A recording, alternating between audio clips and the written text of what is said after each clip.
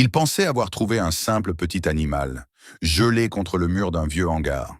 Mais lorsque le vétérinaire se pencha pour réchauffer le lynx, il se passa quelque chose que personne dans la clinique n'avait prévu.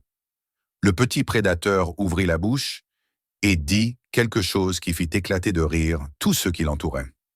Abonnez-vous et écrivez-nous depuis quel pays vous regardez cette vidéo. Les vents d'hiver au-dessus de Rockline arrivaient toujours sans prévenir.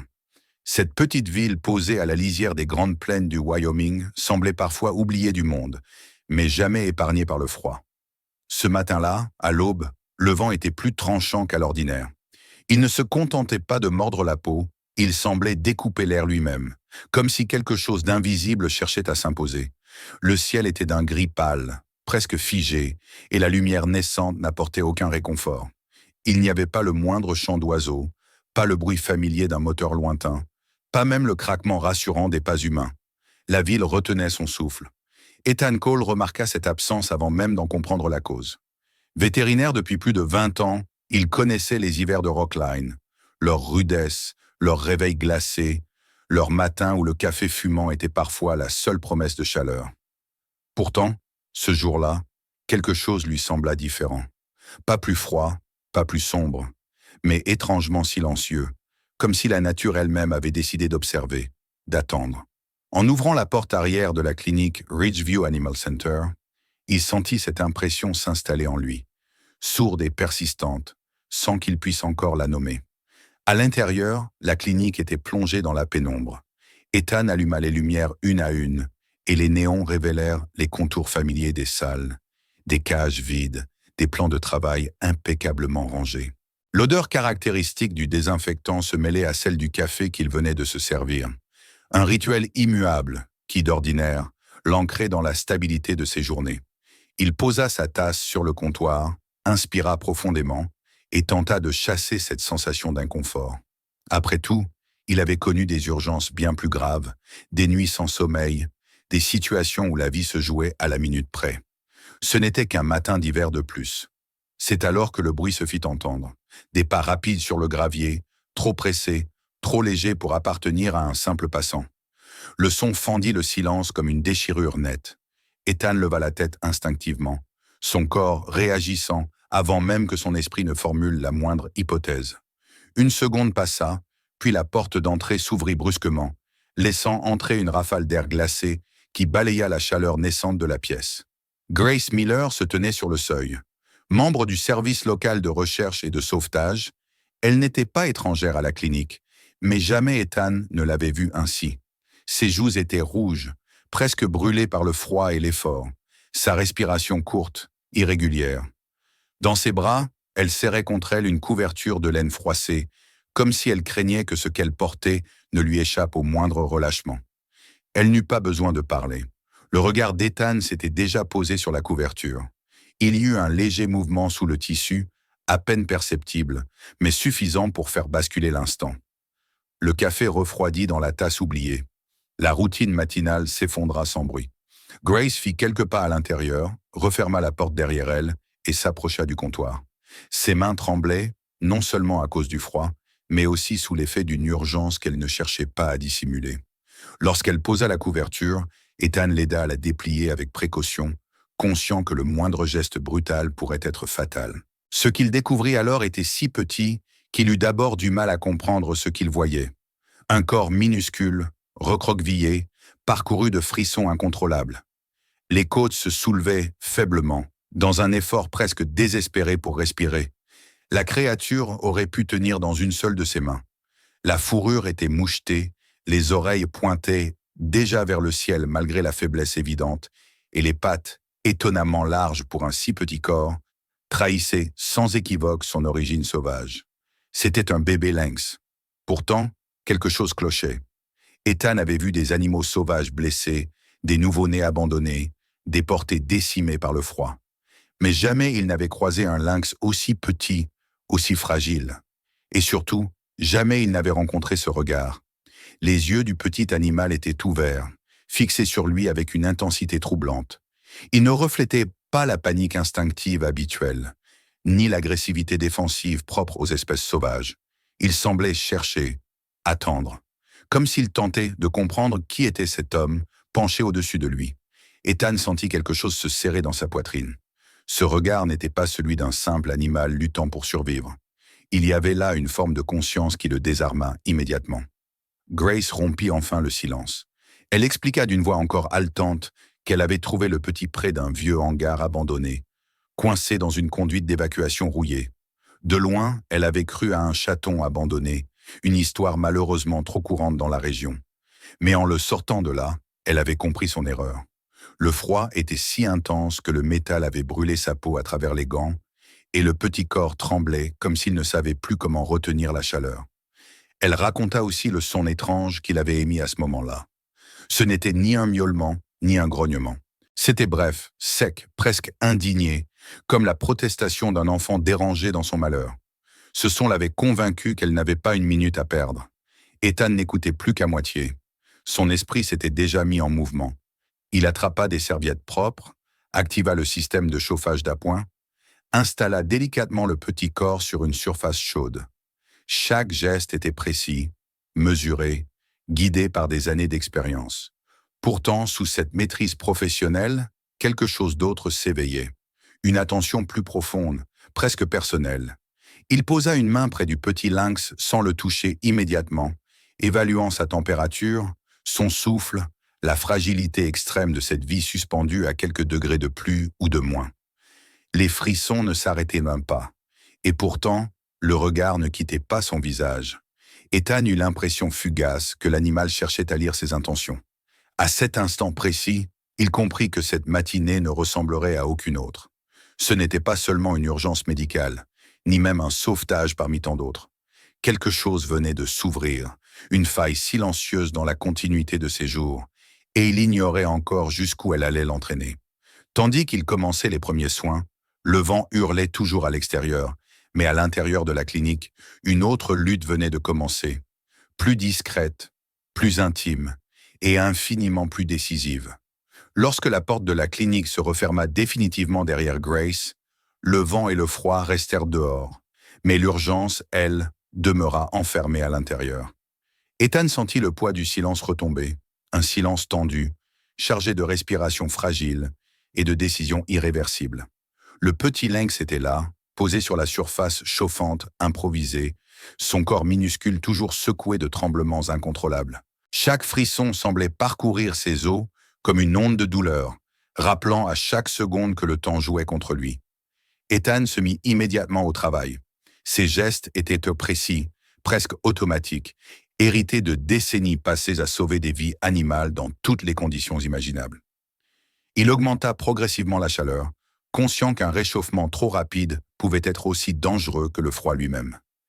Il vérifia la respiration, lente et irrégulière, posa 2 doigts près du petit thorax pour sentir le rythme fragile du cœur.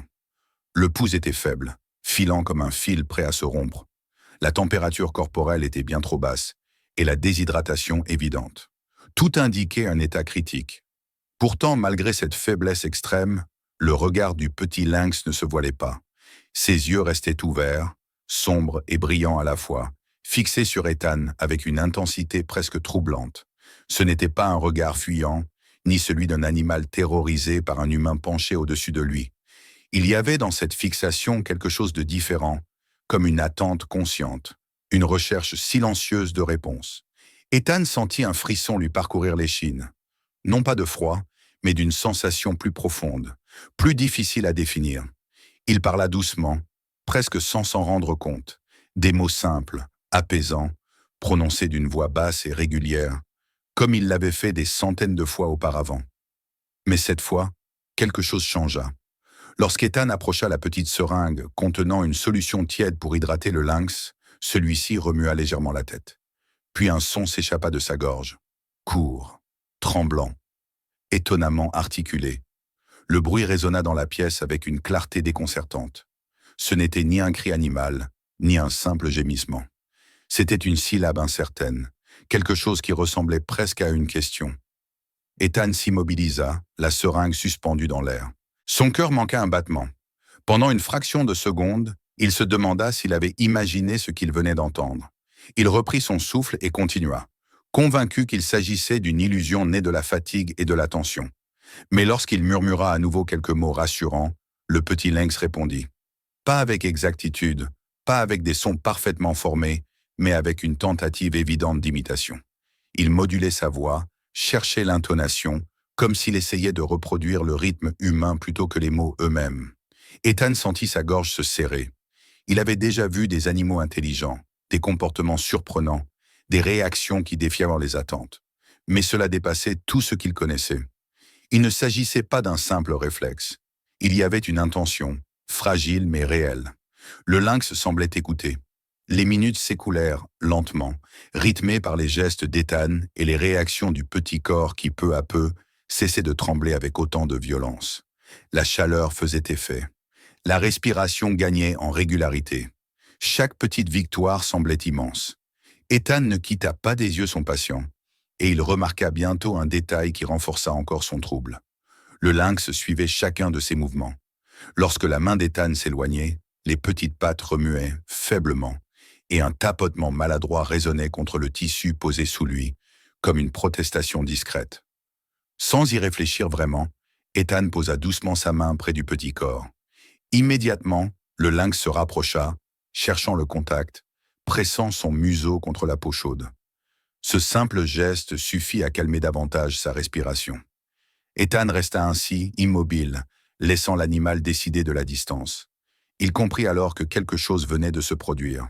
Une frontière invisible avait été franchie. Les heures passèrent sans qu'il s'en rende compte. Le jour avançait lentement à l'extérieur, mais à l'intérieur de la clinique, le temps semblait suspendu. Les autres membres du personnel arrivèrent, furent brièvement informés, puis laissèrent Ethan poursuivre seul. Ils voyaient bien que ce cas n'était pas ordinaire. À chaque fois que quelqu'un entrait dans la pièce, le petit lynx réagissait, mais c'était toujours vers Ethan que son attention revenait. Sans qu'il sache exactement quand cela s'était produit, Ethan commença à l'appeler intérieurement Scout. Le nom s'imposa de lui-même, comme une évidence. Ce petit être fragile semblait observer, apprendre, analyser le monde autour de lui avec une curiosité silencieuse. Il n'était pas seulement en train de survivre, il cherchait à comprendre. Lorsque la nuit tomba, la clinique se vida progressivement. Les lumières furent tamisées, les bruits s'éteignirent un à un. Ethan aurait pu rentrer chez lui, revenir le lendemain matin, confier la surveillance au système automatisé. Mais il n'y parvint pas. Quelque chose le retenait, une responsabilité qui dépassait le cadre de son métier. Il apporta un tapis près de la table où reposait Scout et s'installa là, encore vêtu de sa blouse. La fatigue pesait sur ses épaules, mais il resta éveillé, attentif aux moindres changements. À un moment, Scout se déplaça lentement, quittant la source de chaleur artificielle pour se rapprocher d'Ethan. Le mouvement était maladroit, hésitant, mais déterminé. Finalement, il se hissa contre lui et s'installa sur ses jambes, cherchant une position confortable. Ethan n'osa pas bouger. Il sentit le poids minuscule du corps contre lui, la chaleur fragile qui commençait à s'y accumuler. Scout remua encore un peu, puis posa sa tête contre la main d'Ethan, comme s'il avait trouvé exactement ce qu'il cherchait. Sa respiration devint plus profonde, plus régulière. Pour la première fois depuis son arrivée, il dormait vraiment. Dans le calme de cette nuit silencieuse, Ethan comprit une vérité simple et bouleversante. Ce petit lynx ne se contentait pas de lutter pour sa survie. Il s'attachait, et sans qu'il l'ait voulu, Ethan s'attachait aussi. Ce lien, né dans l'urgence et le froid, prenait doucement forme, fragile mais réel. Il ignorait encore où cela le mènerait, mais il savait déjà qu'il n'en sortirait pas indemne. Les jours suivants s'écoulèrent dans une continuité presque irréelle, comme si le temps avait décidé d'adopter le rythme fragile du petit corps qui luttait encore pour se renforcer. Ethan, bien qu'habitué aux longues périodes de vigilance et au suivi attentif, eut l'impression de vivre chaque heure avec une intensité nouvelle. Scout n'était plus seulement un patient sous observation, il était devenu le centre silencieux autour duquel s'organisaient les gestes, les pensées et même les respirations de la clinique. Dès le 3e jour, les signes de changement devinrent évidents. Scout mangeait davantage, avec une énergie encore hésitante mais réelle. Ses mouvements, autrefois tremblants et incertains, gagnaient en coordination. Il tentait parfois de se redresser sur ses pattes, vacillant comme s'il découvrait son propre poids. Ethan observait ses progrès avec une satisfaction professionnelle profonde, notant chaque amélioration, ajustant les soins, adaptant les températures, les apports nutritifs, les périodes de repos. Tout indiquait que la phase critique était derrière eux, et pourtant cette amélioration s'accompagnait d'un sentiment plus sombre, plus difficile à accepter. Plus Scout gagnait en force, plus la certitude s'imposait avec brutalité. Il n'était pas un animal domestique, il ne pourrait jamais le devenir. Chaque progrès rapprochait le moment où il faudrait le rendre à ce à quoi il appartenait réellement. Scout, de son côté, continuait d'étonner tous ceux qui croisaient son regard. Il réagissait aux voix, non pas seulement aux sons, mais aux intonations, aux intentions. Lorsque quelqu'un entrait dans la pièce, il levait la tête, observait, écoutait. Les infirmières, intriguées, se regroupaient parfois près de la porte pour assister à ces échanges singuliers. À chaque salutation douce, Scout répondait par un petit son modulé, parfois presque joueur, parfois sérieux, comme s'il testait différentes façons de communiquer. Un jour, alors qu'Ethan s'approchait en lui disant bonjour d'une voix légère, Scout répondit par un bruit étrange, à mi-chemin entre un souffle et une syllabe. Le son déclencha un rire spontané dans la pièce. Ce n'était pas de la moquerie, mais une surprise sincère, presque joyeuse. L'instant était fugace, mais il laissa une trace. Même dans un environnement médical, rationnel, quelque chose d'inexplicable s'invitait. Ethan, cependant, ne partageait pas totalement cette légèreté. Il souriait, bien sûr, mais son esprit était ailleurs. Chaque soir, lorsqu'il restait seul avec Scout, il sentait le poids de la décision à venir s'alourdir. Il savait exactement ce qu'il fallait faire. Il l'avait toujours su. Les règles étaient non claires. La responsabilité évidente. Un lynx devait retourner à la nature, surtout lorsqu'il était encore jeune et capable de s'adapter. Le jour arriva sans prévenir, bien qu'Ethan s'y soit préparé mentalement. Tout était prêt. Scout était suffisamment fort, suffisamment alerte.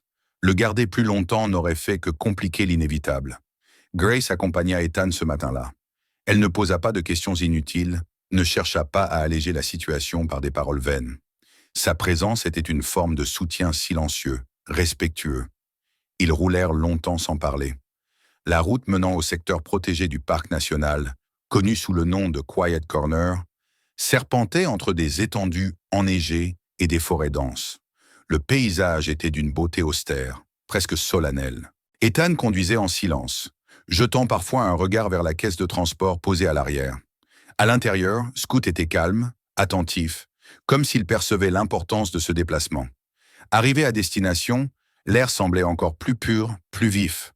Le silence n'était pas vide, mais habité par le souffle du vent dans les arbres et le craquement lointain de la neige. Ethan s'agenouilla et ouvrit la caisse lentement. Scout resta immobile un instant, puis avança prudemment, posant ses pattes sur le sol froid. Il frissonna légèrement, surpris par la sensation, mais ne recula pas. Il s'arrêta à quelques pas puis se retourna. Son regard se posa sur Ethan avec une intensité presque douloureuse. Ce regard n'était pas accusateur. Il était interrogatif, comme s'il cherchait à comprendre pourquoi l'endroit familier, chaud et rassurant, disparaissait derrière lui. Ethan sentit sa gorge se nouer. Il s'approcha lentement et posa une main sur la fourrure douce, juste derrière l'oreille de Scout. Le contact fut bref, mais chargé de tout ce qui ne pouvait être exprimé par des mots. Il savait qu'il ne devait pas prolonger cet instant, qu'il devait laisser Scout partir sans hésitation. Scout fit quelques pas vers la forêt, s'arrêta, puis revint soudainement. Il leva une patte et la posa sur la main d'Ethan. 3 petits coups, réguliers, précis, le même rythme qu'il avait utilisé tant de fois auparavant. Ce geste simple frappa Ethan en plein cœur. C'était un adieu, mais aussi quelque chose de plus profond, une reconnaissance silencieuse. Sans un autre regard, Scout se détourna et disparut entre les arbres. Le bruit de ses pas s'éteignit rapidement, avalé par la neige et les troncs sombres. Ethan resta là longtemps après son départ, incapable de bouger, laissant le froid engourdir ses doigts comme pour ancrer cette séparation dans son corps. Les semaines qui suivirent furent étrangement longues. La clinique retrouva son rythme habituel. Les patients se succédèrent, les urgences reprirent leur place. Pourtant, quelque chose manquait. Ethan ne parlait pas de Scout, Mais chaque soir, lorsqu'il fermait la porte de la clinique, il levait parfois les yeux vers la forêt lointaine. Il se surprenait à écouter le vent, à chercher un son familier qu'il savait pourtant impossible. Il ne s'autorisait pas l'espoir. Il se répétait que Scout appartenait désormais à la nature, que c'était ainsi que les choses devaient être. Mais au fond de lui, une attente silencieuse persistait, discrète, presque honteuse. Une attente qu'il n'osait nommer, mais qui continuait de battre doucement, au rythme de 3 coups invisibles. Les semaines s'étaient étirées dans une lenteur presque trompeuse, comme si le temps lui-même refusait d'admettre que quelque chose s'était achevé. Après le départ de Scout, Ethan avait repris ses habitudes avec une application presque rigide. Il arrivait tôt à la clinique, repartait tard, s'immergeait dans le travail avec une concentration méthodique. Aux yeux de tous, rien n'avait changé. Les journées étaient remplies de consultations, de soins, d'urgences imprévues, de décisions rapides et de gestes précis. Pourtant, sous cette surface maîtrisée, une absence persistait. Il ne se permettait pas d'y penser ouvertement. Chaque fois que son esprit tentait de revenir vers la forêt, vers ce regard interrogatif et ce dernier geste de la patte, il se rappelait la réalité. Scout était un animal sauvage. Il avait été rendu à ce qui lui appartenait. Tout le reste relevait de l'émotion. Et l'émotion, Ethan le savait, n'avait pas sa place dans l'ordre naturel des choses. C'était du moins ce qu'il se répétait, soir après soir, en fermant la porte de la clinique et en coupant les lumières. Pourtant, malgré cette discipline intérieure, il lui arrivait de s'arrêter un instant sur le seuil, surtout lorsque le vent soufflait d'une certaine manière, apportant avec lui l'odeur des pins et de la neige. Il écoutait alors, sans vraiment s'en rendre compte, comme si un son familier pouvait surgir du silence. Il n'attendait rien. Du moins, il s'efforçait de le croire. Au début de la 3e semaine, une tempête de neige s'abattit sur Rockline. Le ciel était bas, lourd, presque écrasant. La nuit avait été agitée, ponctuée de rafales violentes qui faisaient vibrer les fenêtres. Le matin venu, la ville semblait ensevelie sous un manteau blanc épais, étouffant les bruits habituels. La clinique était presque vide ce jour-là, beaucoup de rendez-vous ayant été annulés à cause des routes impraticables. Ethan arriva plus tôt que d'ordinaire. Il n'aurait su dire pourquoi. Ce n'était pas une décision consciente, mais plutôt une impulsion silencieuse, une sensation diffuse qu'il devait être là. Il entra, posa son manteau, se dirigea vers l'interrupteur principal du hall. Ses gestes étaient des mécaniques, familiers, et son esprit encore engourdi par le manque de sommeil. C'est alors qu'il entendit le bruit. Un son discret, mais net. 3 coups rapides, précis, frappant contre la porte d'entrée. Ethan s'immobilisa. Sa main resta suspendue dans l'air, à quelques centimètres de l'interrupteur. Pendant une fraction de seconde, il pensa avoir rêvé. Le vent pouvait faire craquer le bâtiment, projeter des branches contre le bois. Il inspira profondément, tentant de se convaincre qu'il n'y avait rien de plus. Puis le son se répéta, le même rythme, la même insistance calme. Son cœur se mit à battre plus fort, sans qu'il puisse le contrôler. Lentement, presque avec crainte, Ethan s'approcha de la porte. Il posa la main sur la poignée, hésita un instant, puis l'ouvrit brusquement. Une rafale de neige et de vent glacé s'engouffra dans la clinique, le forçant à plisser les yeux. Sur le perron, à moitié recouvert de neige, se tenait un lynx. Il n'était plus le petit corps fragile qu'il avait tenu dans ses mains. Devant lui se trouvait un jeune animal robuste, à la posture assurée, aux pattes puissantes et à la fourrure dense, parfaitement adapté à l'hiver. Ses yeux, cependant, étaient restés les mêmes, profonds, attentifs, chargés d'une reconnaissance immédiate. Ethan tomba à genoux sans même s'en rendre compte. Le froid mordait ses genoux à travers le tissu, mais il ne le sentait pas. Le lynx avança légèrement et déposa devant lui une petite branche de pin, encore verte, visiblement arrachée loin dans la forêt. Un geste simple, presque solennel. Puis il leva la patte et frappa le bois du perron 3 fois, avec la même précision qu'autrefois. Ethan sentit une chaleur envahir sa poitrine, un mélange de soulagement, d'étonnement et d'émotion pure. Il tendit lentement la main. Le lynx s'approcha encore, suffisamment pour que leur distance se réduise à l'essentiel. Il posa brièvement sa tête contre la main d'Ethan, acceptant le contact, le choisissant. Un son s'échappa alors de sa gorge, doux et modulé, étrangement proche d'une expression de gratitude. Ce n'était pas un mot, pas vraiment, mais le sens était là, clair et indéniable. Ethan ferma les yeux un instant. Il comprit alors ce que cette rencontre signifiait réellement. Scout n'était pas revenu pour être repris, ni pour être protégé. Il était revenu parce qu'il le pouvait, parce qu'il le voulait. La nature ne l'avait pas rendu à moitié. Elle l'avait rendu entier, libre, maître de ses choix. Le lynx resta encore quelques secondes, puis recula. Il se tourna vers la forêt, s'arrêta, comme pour offrir un dernier regard. Il n'y avait ni tristesse ni regret dans ce geste, seulement une certitude paisible. Puis dans un mouvement souple et silencieux, il sauta du perron et disparut entre les arbres, laissant derrière lui le silence et la neige. Ethan demeura là, immobile, longtemps après son départ. Il sentit une étrange légèreté l'envahir, une chaleur douce qui s'étendait de sa poitrine jusqu'à son souffle. Il savait désormais que Scout ne lui appartenait pas et ne lui appartiendrait jamais. Mais il savait aussi que quelque chose de bien plus rare avait existé entre eux. Un lien fondé non sur la possession, mais sur la confiance.